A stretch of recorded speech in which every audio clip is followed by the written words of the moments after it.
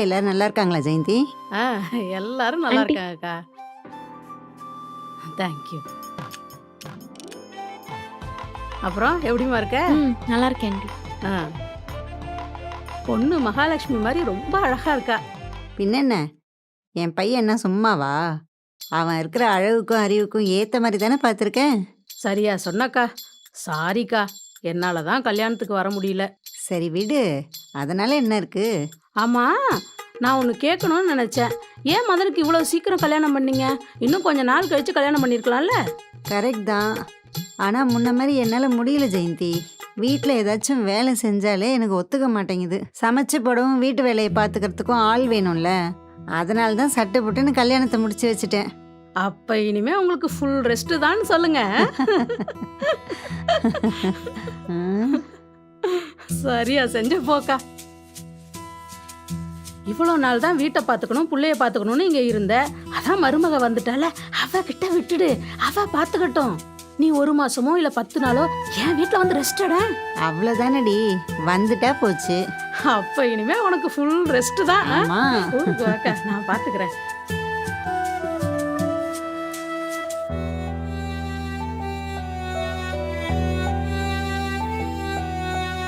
என்னடி சொல்ற? இப்படியா சொன்னாங்க உங்க மாமியாரு? ஆமாண்டி.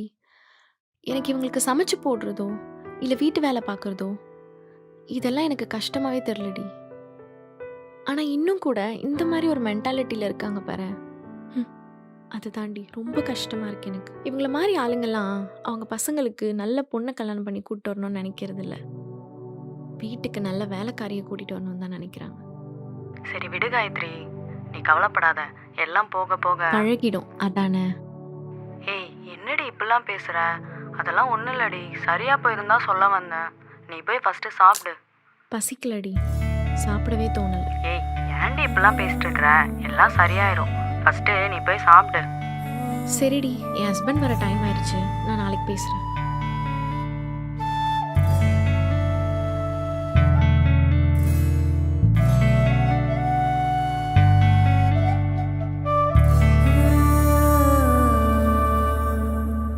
போதும்.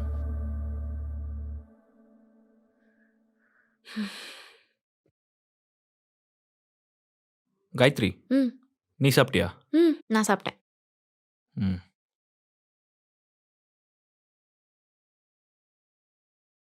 காயத்ரி இங்க வாயேன்.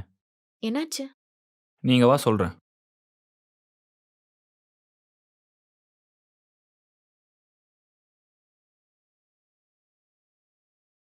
நான் சாப்பிட்டேங்க. பரவாயில்ல. இப்போ என் கூட கொஞ்சம் சாப்பிடு. ம்.